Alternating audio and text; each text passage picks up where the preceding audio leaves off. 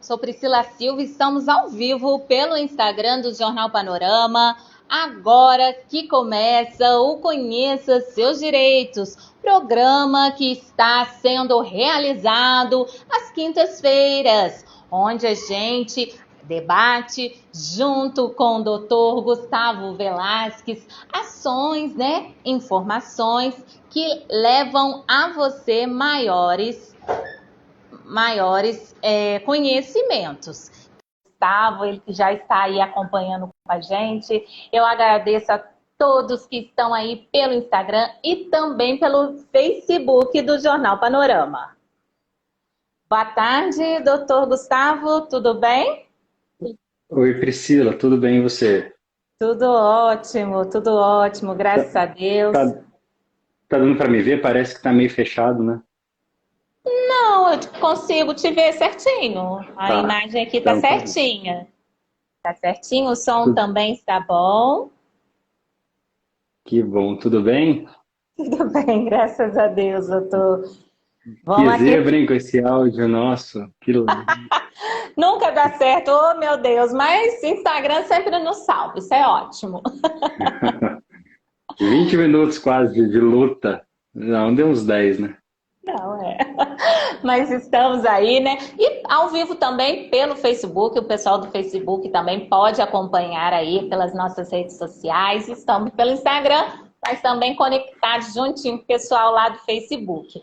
E, doutor Gustavo, eu vou dar um aceno aqui ao Jonas Tadeu, que já está com a gente, a Marcela Romanelli, a Samira Reis, vou dar um alô aqui para eles, ao Gustavo, também a Ana Maria, a Gi, a Cláudia Tradutora também que está conosco. Então, peço aí, gente, quem está no Instagram, manda coraçõezinhos, pessoal do Facebook também, porque hoje, como sempre, aí o doutor Gustavo Velasquez, que é advogado, vai trazer informações sobre o tema direitos em família, direitos de família, né, doutor Gustavo? Um tema que é abrangente. Então, aqui a gente vai estar conversando, vamos querer aí também a participação de cada um de vocês que está entrando nessa live, perguntas e informações, estamos aqui ao vivo para, né, ajudar também aqueles que estão precisando de alguma orientação.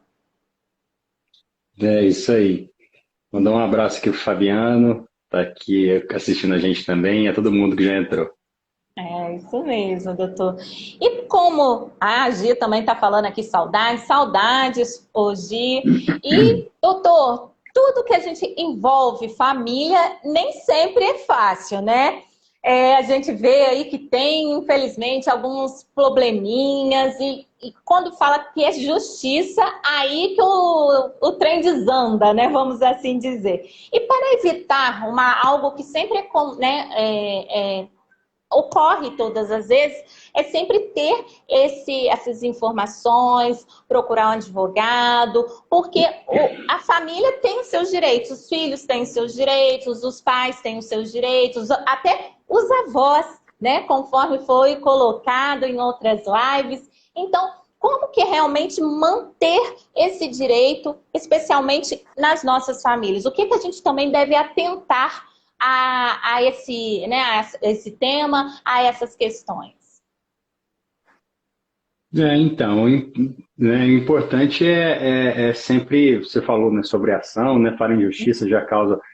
O importante é sempre tentar conciliar, né, fazer sempre uma conciliação, tentar resolver a situação ali amigavelmente, se for possível, ainda que o acordo seja levado para homologação na justiça, acho que o caminho é o da conciliação sempre, né? Em relação a direito de família, acho que é importante se observar, né, e ter o respeito entre as relações, né, sejam elas de pai para filho, filho para pai, enfim, marido e mulher, e etc., né, companheiros e companheiras, companheiros com companheiros, né, importante é manter essa relação de respeito, porque a gente, sem fugir disso, dificilmente a gente vai ter uma situação que precise, que demande justiça, né? Apesar de que, em alguns casos, como por exemplo divórcio, é, pensão alimentícia, né? Por mais que haja um acordo, a gente precisa fazer esse acordo, né? e levar esse acordo para ser homologado na justiça, né? Divórcio quando há menor de idade, né? Como a gente viu aqui no passado. Ainda que isso tenha que ser levado à homologação, é importante ter esse diálogo, chegar nesse consenso, estabelecer ali ambos os melhores termos para esse acordo e evitar um litígio. Tá certo. Então, realmente, a base de tudo é o respeito. Mas, às vezes, né, houve, né, aquele atrito, aquela desconfiança. E tem, às vezes, também a questão, pode, né, a gente pode falar assim, questão de herança também, que é um dos problemas maiores que a gente vê aí entre famílias.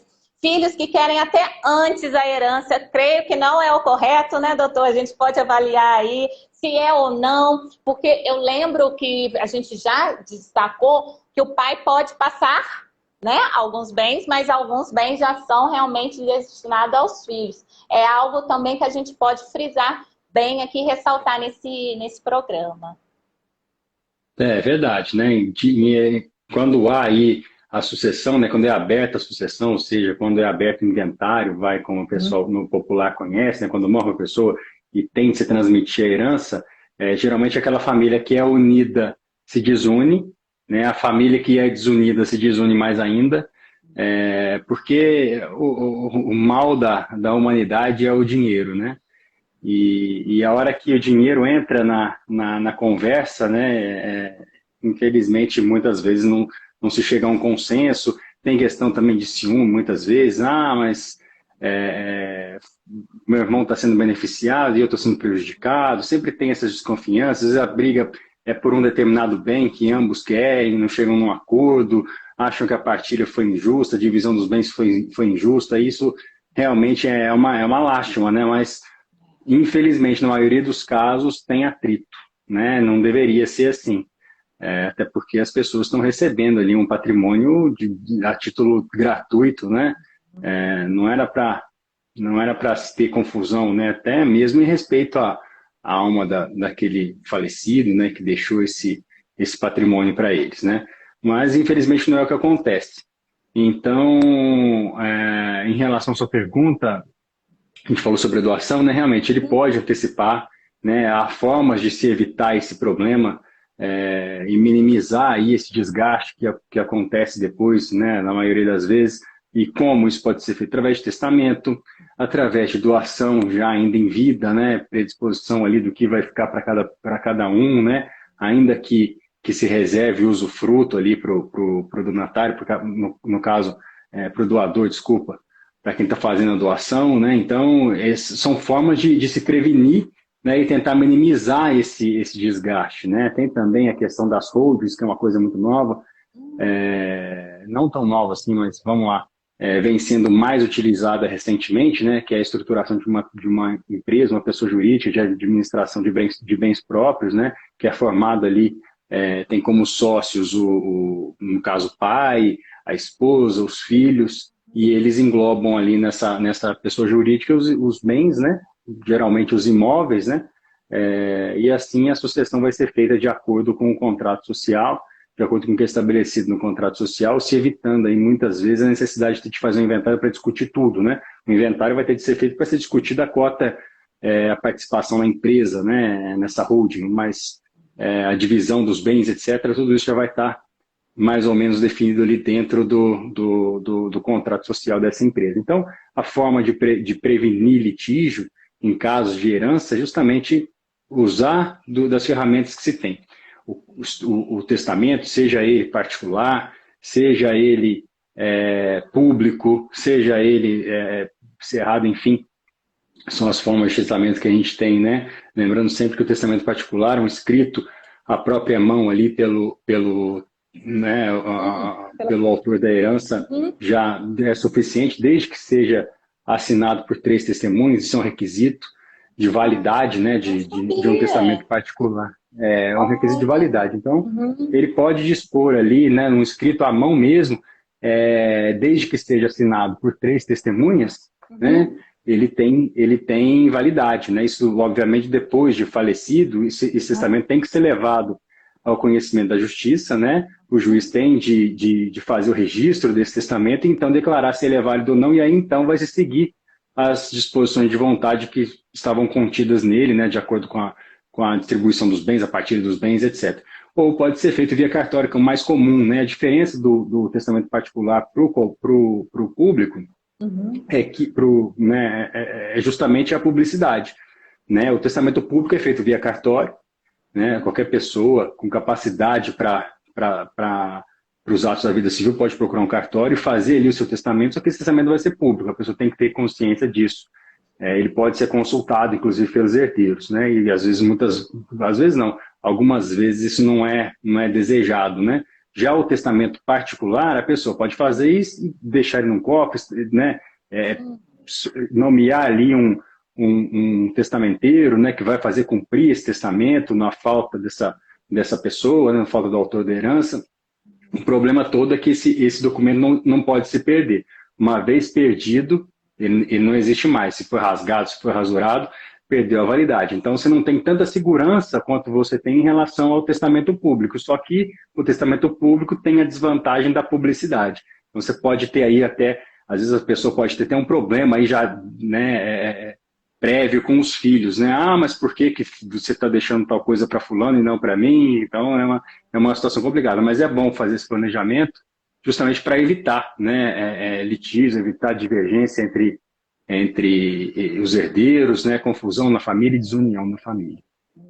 Entendi. Doutor Gustavo, eu vou agradecer o pessoal que está comentando aqui com a gente. Ó, falar também, se tiver perguntas, questionamentos, pode mandar aí no Instagram, podem mandar também pelo Facebook, estamos ao vivo. E a questão que o senhor, né, o doutor colocou, e eu fiquei impressionada.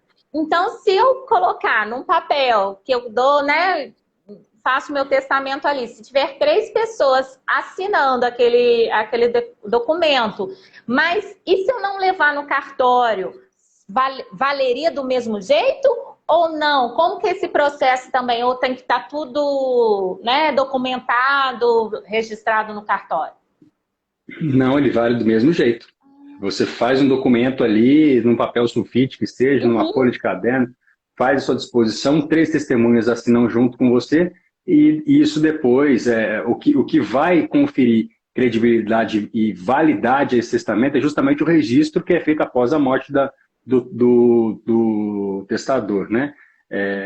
Ele tem de levar esse testamento a registro, via justiça, e aí então o juiz é que vai observar se foram cumpridos os requisitos de formalidade e se o testamento é considerado válido. Então, uma vez dado como válido, as disposições nele têm de ser cumpridas.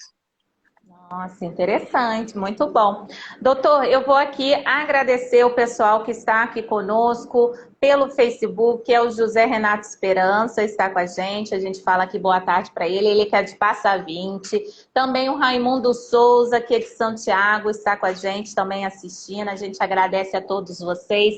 Aqui pelo Instagram a gente vê a Lúcia Mauro. Também aqui o doutor José Henrique, não é? Acho que sim. Ele colocou aqui, ó, doutor Gustavo é referência na advocacia brasileira. É Jorge, né? Sempre é. Parabéns, acompanho sempre. Obrigada aí. É Jorge Henrique. Um forte abraço para ele. Imagina, quem dera, né?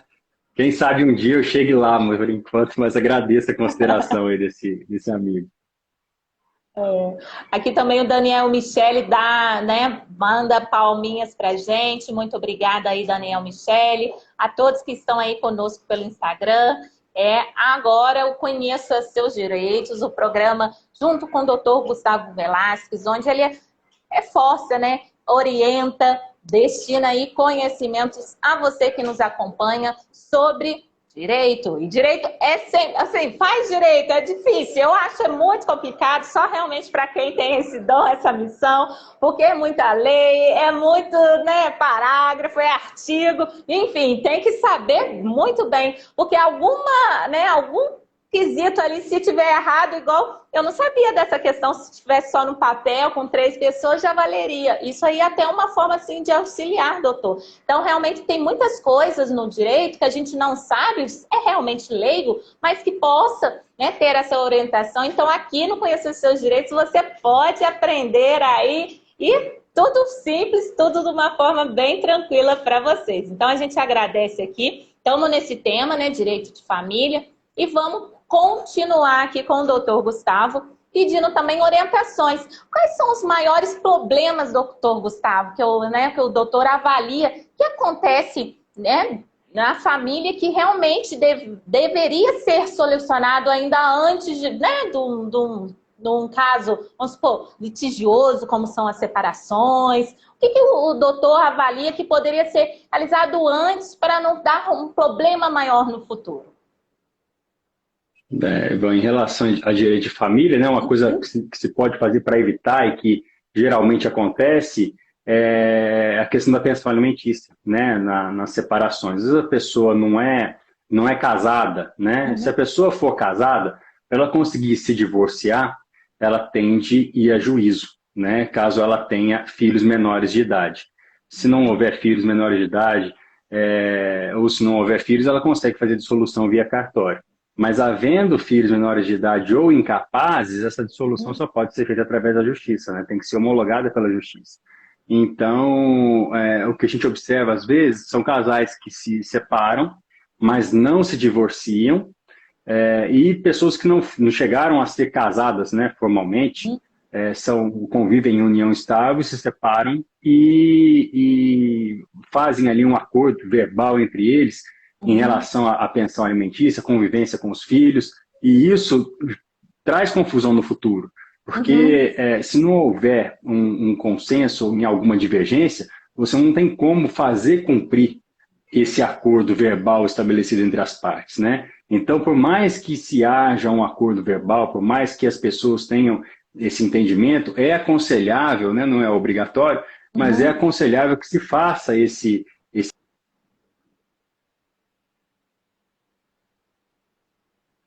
exemplo. Você sumiu um pouquinho. Apesar de... Eu acho... sim, voltamos. O senhor estava aconselhando.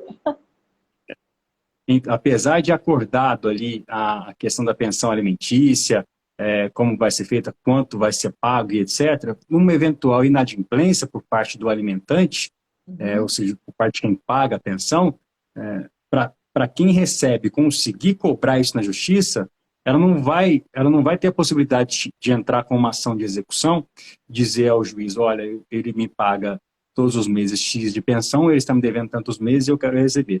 Não, ele vai ter de entrar com uma ação de conhecimento para se estabelecer ali o valor da pensão alimentícia, e só depois disso que ela vai conseguir ter a força executiva para conseguir cobrar isso na justiça.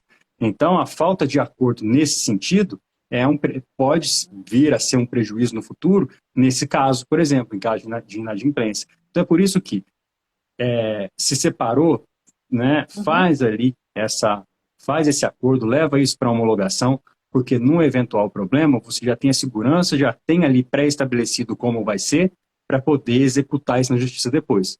Né? Uma vez homologado o acordo, se está devendo, ficou devendo pensão, basta pedir a execução na justiça e a pessoa, o alimentante no caso, que é quem paga a pensão, alimentante é quem paga, alimentando é quem recebe. O alimentante vai ter um prazo ali, geralmente na maioria dos casos, de 3 dias para pagar o débito alimentar, sob pena de ser preso, né? Desde que esse débito seja correspondente aos 3 últimos meses de pensão. Maior do que isso, ele vai ter um prazo de 15 dias para pagar e não tem mais a possibilidade de ser preso, mas vai sofrer constrições, né? Penhora de bens, bloqueio em conta e etc. Então, fazendo-se o acordo, você evita um desgaste futuro, né? Homologa isso. Outro, junto com isso, né? Também tem que ser estabelecido nesses casos a guarda, regime de guarda e convivência, porque isso também pode ser problema no futuro. Tanto em relação à guarda, né? Às vezes, se não for estabelecido como vai ser e etc., como também em relação à convivência, né? Acontece muitas vezes...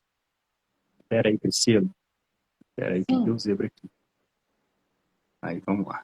Acontece muitas vezes da pessoa estabelecer ali uma regra de convivência verbal, né, entre as partes, e uma delas não cumpre.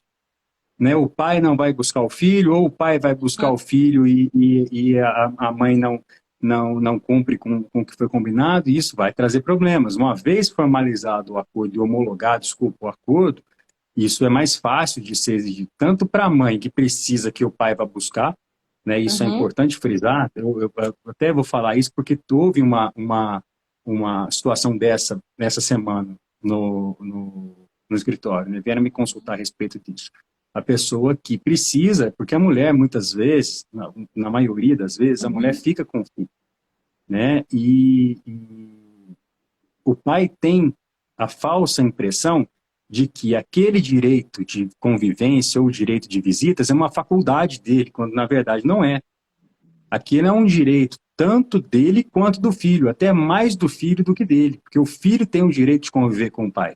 Então ele fala, bom, eu tenho a visitação em finais de semanas alternados, a cada 15 dias, mas acho que no final de semana que vem eu não vou.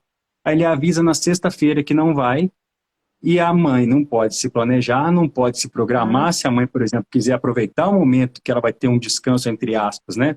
Em que o filho, naquele momento que o filho vai estar com o pai para ela fazer as coisas dela, ela se frustra, porque muitas vezes eles avisam em cima da hora, né? E isso é irregular, né? Não é uma faculdade. A partir do momento que ele assumiu aquilo é um compromisso, ele tem a obrigação de fazer cumprir os dias de visitação, até em respeito ao direito do filho dele, né? E mais ainda em relação à mulher que está aguardando ali, muitas vezes até ansiosa por esse momento, para que ela possa fazer suas coisas, sair no final de semana, aproveitar também, porque, né?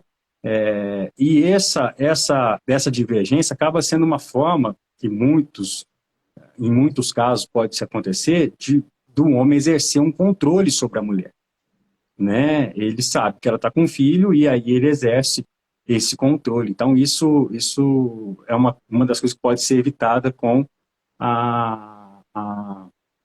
recusar uma chamada aqui. Pode ser evitada com o acordo, porque uma vez não cumprido, também se pode executar esse acordo. E aí, o que essa mãe, vamos usar esse exemplo, né, da mãe que está ali precisando que o pai cumpra o direito de visita dele. Essa mãe vai poder entrar com uma ação na justiça pedindo o cumprimento desse acordo e o juiz, muito provavelmente, vai fixar uma multa para cada dia que esse pai deixar de cumprir aquela visitação. E aí é que a gente vai saber se ele prefere ser multado e perder dinheiro ou se ele prefere fazer valer ali o que foi estabelecido. Tá certo, doutor Gustavo. Olha, eu vou comentar que já temos algumas perguntas aqui enviadas, né? O nosso amigo já enviou, mas só para complementar esse tema, né? Esse assunto que o doutor está colocando, vamos imaginar. São pais, moram juntos, mas não são casados, né? Não tem esse registro no cartório, nem na questão de... como que é aquela que formula... Isso, união estável nem casamento, mas tem filhos. Tá. Então a pessoa, né, o casal ali não pretende juntar aqueles laços, mas teria que destinar já uma definição aos filhos, porque vamos supor, se acontece algo ao pai ou à mãe, automaticamente já fica algum direito para o filho ou não? Ou essa questão também assim, de morte, vamos supor, vai ter pensão, não vai ter pensão independente de ser casado e tudo. Ou para se evitar, é bom já colocar algumas coisas no papel, definir, igual o doutor está colocando aí na questão de pensão. Se caso, porventura, né, desvincular mesmo aquela união que não está registrada. Não foi formalizada. Isso. Tá. A sua pergunta é em relação das pessoas que convivem juntos ou das pessoas que tiveram um filho, mas continuam separadas? Convivem já juntos. Tem filhos, então, mas não tem essa, né, formulação de um papel. Tá. Em relação ao direito de herança, até o direito a receber a pensão, né, do INSS, os filhos são beneficiários, né, do segurado. Então, uma vez que ele fez o registro de nascimento, né, constou ali na certidão de nascimento que ele é o pai da criança, etc., né, ele foi registrada a certidão de nascimento da criança, automaticamente esses direitos já são dela. Né? Então, fatalmente, na falta de um dos dois, ele é herdeiro de qualquer jeito, sendo beneficiário do INSS, ele vai receber a pensão por morte, sendo o caso, né, de recebimento. Agora, com relação às pessoas que têm um filho, mas vivem separados, né, essa hipótese de se fazer ou não já um acordo em relação à pensão, isso pode ser feito como pode não ser feito, né? Tem pessoas que convivem muito bem, às vezes a vida toda, o filho cresce, estuda, se forma e até se extingue ali essa obrigação alimentar sem que nunca tenha tido problema, né? Os dois, o pai e a mãe se entendem, o pai contribui da forma dele, a mãe contribui da forma dela, enfim, e eles criam esse filho sem problema nenhum. Isso pode ser feito, não é o problema. O problema todo é que, se houver um problema futuro, ela não vai conseguir comprovar o que ela já tinha. Uma vez que formalizado o acordo, se não cumpriu, ela tem ali o respaldo do acordo homologado para pedir o cumprimento dele para a justiça. Ótimo. Então Na justiça, né? Muito importante a gente saber. Agora, doutor Gustavo, quem pergunta aqui para nós é o Raimundo Souza, que está lá no Facebook. Ele colocou aqui, ó. Se a casa estiver no momento da mulher e ela é amigada e não tem filhos, se ela falecer, vai tudo para o homem que ela está amigado, ou também os irmãos dela têm direitos? É uma pergunta aqui do Raimundo Souza. Tá, a casa está no nome dela e ela não tem filhos e eles vivem em uma união estável, né? Isso. É isso aí. Aí ele pergunta se é a pessoa que mora com ela ou os irmãos também teriam direito. Não, os irmãos, o que vai acontecer nesse caso? Se a união não é formalizada, ele vai ter após o falecimento dela, né, ele teoricamente não é herdeiro, porque ele não vai conseguir, ele não vai ter nenhum documento que comprove que ele é herdeiro ou que ele é companheiro, que eles tinham uma união estável, etc. Né? A sucessão, nesse caso, vai seguir o rito normal no caso de não existir filhos ou cônjuge, companheiro ou filhos. Nesse caso eles não tenham formalizado isso ainda, o que ele vai ter de fazer é entrar com uma ação para reconhecimento dessa união estável, ainda que póstumo, né? Ainda que depois da morte dessa mulher, provar ali na justiça que eles mantinham uma relação contínua, duradoura, com o objetivo de constituir família, pública, aqueles requisitos da união estável, né? Que são esses, a publicidade, a convivência contínua, pública e duradoura. Ele vai ter de comprovar isso na justiça, fazer as provas de que eles tinham uma união estável, né? E aí, então, o juiz declarando que havia aquela união estável, ele, então, vai ser herdeiro, vai receber todo esse patrimônio, sendo que ela não tem filhos, né? Se ela tiver filhos, ele vai concorrer em igualdade com os filhos. Não tendo filhos, ele é o único herdeiro. Mas, para isso, ele vai ter de entrar com uma ação de reconhecimento de união estável. Tá certo. Então, nesse caso, os irmãos dessa pessoa não têm direito, porque ela teria, né, esse vínculo com a pessoa e ele pode requerer esses bens e provar, porque tem como só provar. Que isso não vai ser...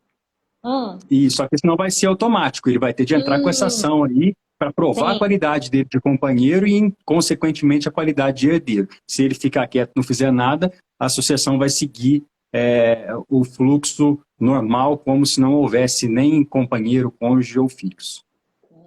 Então aí, seu Raimundo Souza...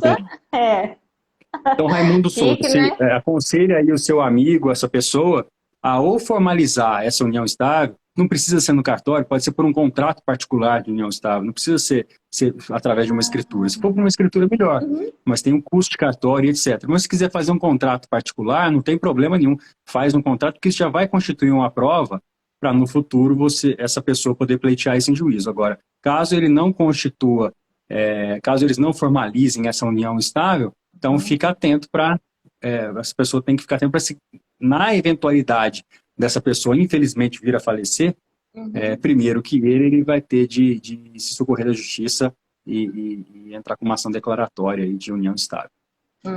Tá certo. Tá certo, doutor Gustavo. A gente agradece e agradece também a participação lá da Cidinha Silva, que está nos assistindo pelo Facebook, a Tonha Carmelita também, que está conosco, a Edilene contadora, Rosemary Silva. Muito obrigada a todos vocês aí que estão pelo nosso Facebook do Jornal Panorama. Se tiverem, né, mensagens, perguntas, estamos aqui ao vivo. A gente agradece a todos vocês. E aqui também pelo Instagram, Teodoro, Ricardo Almeida, Marcelo com a gente agradece a todos vocês. Doutor Gustavo, continuando, vou entrar nessa deixa aí, porque o Raimundo colocou, e vamos supor, a pessoa está ali amigada, não tem nada que comprove, mas ela tem, né, teria direitos também ao INSS, vamos supor, tem filho, mas é amigada. Essa pessoa também poderia receber uma pensão, né, pensão por morte, ou também tem que comprovar, ou é mais difícil com filho, ou sem, né, ou sem filho é mais difícil, ou o que o senhor, né, o doutor pode nos informar nessa questão também? O filho, ele vai ser uma prova a mais de que havia essa união, né? Apesar de não ser automaticamente uma conclusão de que havia união, porque eles poderiam estar separados, né? Mas a existência de filho já facilita a prova da existência da união estável, né? Porém, ele também vai ter de comprovar a publicidade, porque era uma convivência pública, contínua, duradoura, e com fins de constituir família. Então, para os fins do INSS, há uma divergência, né? O INSS entende alguns casos, e tem alguns julgados que assim entendem, que beneficiário é o cônjuge. Mas o STF equiparou cônjuge a companheiro, né? Há alguns anos atrás. Então, a condição de cônjuge e companheiro, que antigamente a única diferença que havia era em relação à sucessão, isso foi superado. Hoje em dia não há mais diferença entre cônjuge e companheiro. Então, nessa esteira, ele pode pleitear junto ao INSS, depois de provada a união estável, comprovada e declarada a união estável pela justiça, ele pode tentar, junto ao INSS, receber o benefício da pensão por morte, né? Contudo, pode-se haver entendimentos contrários, né? A tendência é que não haja, justamente por conta da equiparação da condição de companheiro e de cônjuge, né? A tendência é que não haja, mas ainda há alguns julgados e alguns tribunais, né, algumas decisões que entendem que o beneficiário é unicamente o cônjuge e não o companheiro. Interessante também. Então, isso ajuda, né, a gente a compreender, a realmente... Porque teria convivências e até uma forma, né, de criar essa igualdade. Porque, às vezes, né, a pessoa tem lá a sua relação e como comprovar e tal. Então, fica realmente muito mais prático essa avaliação aí do nosso sistema. Doutor Gustavo, eu vou agradecer também aqui ao Raimundo, ele agradeceu aí ao doutor a resposta, também ao Gerson Marinho, que está conosco pelo Facebook, a gente agradece. E já, né, pergunta também, que perguntas a gente tem, curiosidades a gente tem, né?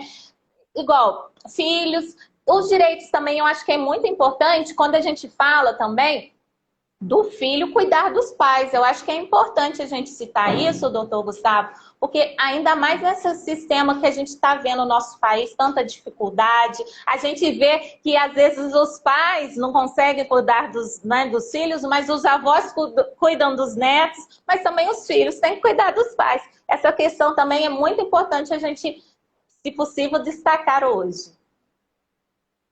Já diz aquele velho ditado, né? Um pai trata de 10 filhos não tratam um pai, né? Mas é realmente uma via de mão dupla.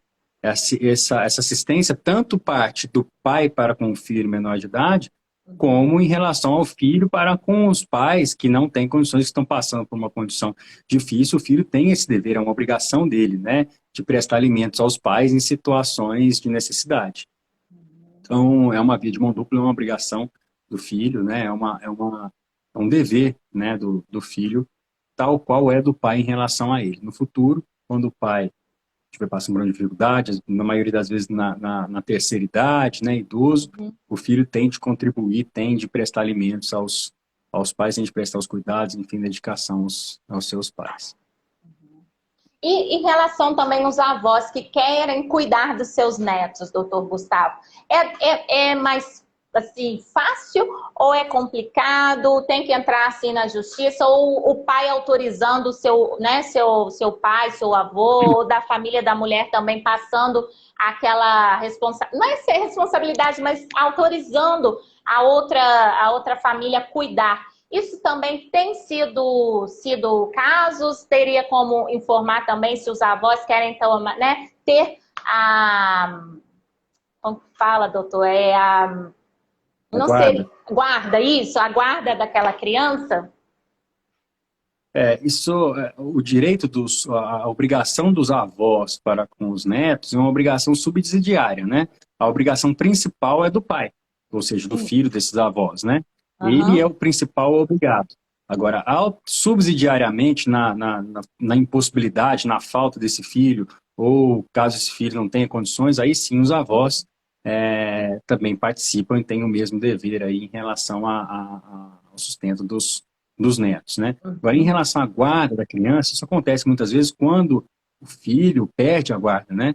Quando há uma hipótese de perda de guarda, de suspensão da guarda, na maioria das vezes, né, a guarda, então, é passada aos avós, né, a depender do caso, né, depender da relação entre o neto com os avós, a quem ele mais se identifica, dependendo também da situação, né, um caso público, né, que bastante evidente, inclusive mais recentemente, é o caso daquele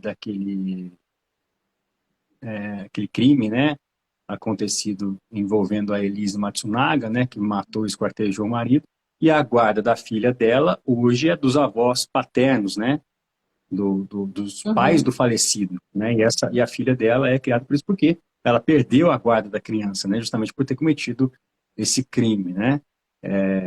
Então, na falta dos pais, na impossibilidade, aí sim os avós podem pleitear sim a guarda da criança, mas isso vai ter que ser comprovado, porque, como a gente viu, para que os pais percam a guarda da criança, sejam privados da guarda da criança, é preciso que haja um motivo específico que autorize isso.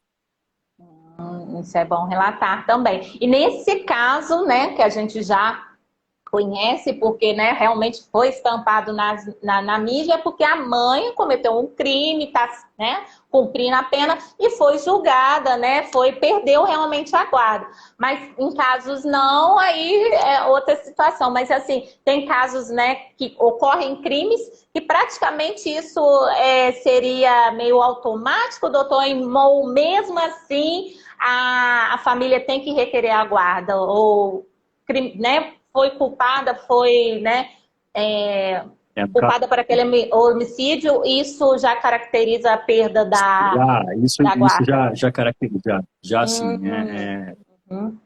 teoricamente automático isso, né, é uma condição de perda da guarda, a prática de homicídio, de um crime contra o outro genitor. Ah, nossa, então é bom a gente analisar isso, porque se torna, né, o automático. E ficaria até assim, não é julgando, não estou aqui para julgar, mas realmente aquele já perdeu né, seu filho e verifica que aquela criança poderia estar junto a eles. Então os avós, né, nessa questão, realmente eles têm assim todo esse apego e querem realmente cuidar daquela criança que já sofreu uma grande perda. Tem que ser observado o melhor interesse da criança sempre, né? Então, por isso que vai se avaliar aí a questão da afinidade do neto com os avós, etc., para poder substituir isso. E uma vez que os avós atendam melhor as necessidades da criança, né, em relação nesse caso em específico, né, que a pessoa, inclusive, está presa, não teria nem como ela exercer a guarda dessa criança, né? É verdade. Doutor Gustavo, a gente agradece. Vou agradecer aqui o comentário da Milta. Ela colocou aqui, ela quer, né, Índia, está com a gente lá de Caldas, né? Obrigada aí, a Milta falou aqui, muito obrigada, né? Que prazer revê-los. Então, a gente agradece aqui a Milta. Também aqui a Natália, que está conosco, a Cláudia, todo mundo que está aqui pelo Instagram, a gente agradece aqueles que estão também conosco pelo Facebook. Acabou de entrar aqui o José Ronaldo Campos, a Nilda Landinho, o Marino Andrade. Então, a gente agradece a todos vocês. Estamos ao vivo nesse Conhecer Seus Direitos com o Dr. Gustavo Velasquez. Estamos abordando alguns temas aqui em direitos de família. E você que está aí, se quiser, ainda dá tempo, né, doutor Gustavo? Estamos caminhando para o nosso fim, mas se tiver alguma pergunta rápida aqui, a gente ainda está ao vivo, mas é importante a gente sempre esclarecer. Doutor Gustavo, para a gente já indo, né, antes desse final, gostaria que o doutor também colocasse algum tema, né, na questão do direito de família, que é, né, referente, né, a alertas, a cuidados, que o doutor possa falar, não, vamos assim, casamento, olha gente, que eu sei dessa dica, que antes eu não sabia, né, tá namorando, também tem contrato, tem algumas coisas assim, se né, o doutor puder relembrar aqui com a gente também nessa questão. Vou mandar um abraço aqui para a Milta, que mandou aqui. Agradeço o elogio, obrigado.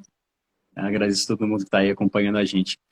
Então, em relação ao casamento, né, o que as pessoas têm que ter em vista é que o regime de bens que prevalece hoje no Brasil é da comunhão parcial de bens, né? E na união estável, né, que é no caso aí, como o próprio Raimundo agora há pouco perguntou, né, as pessoas falam, nós somos amigados, nós somos companheiros. Em todas essas hipóteses, né, isso tudo configura uma única situação que é a da união estável. E o regime de bens que prevalece na nossa legislação é o regime da comunhão parcial de bens. E assim também é, tanto em relação ao casamento, obviamente, como em relação à união estável.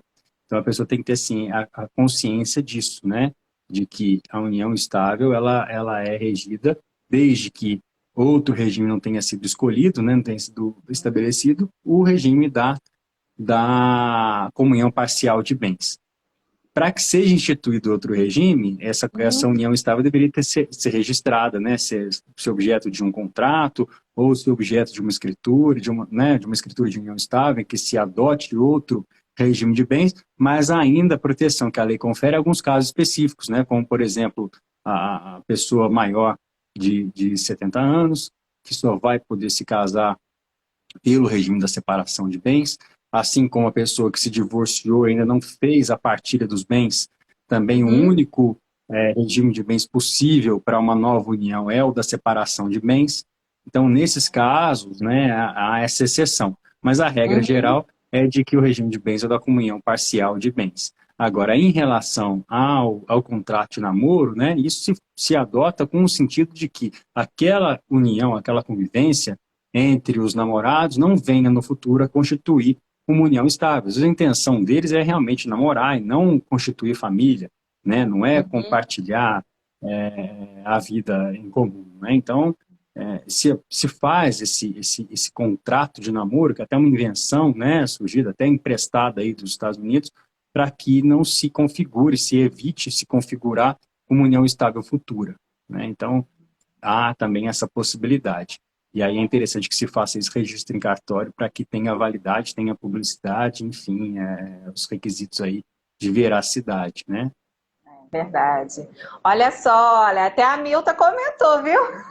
Que ela não sabia dessa parte dos namorados. Adoro ouvir sobre direito. É mesmo, Milta.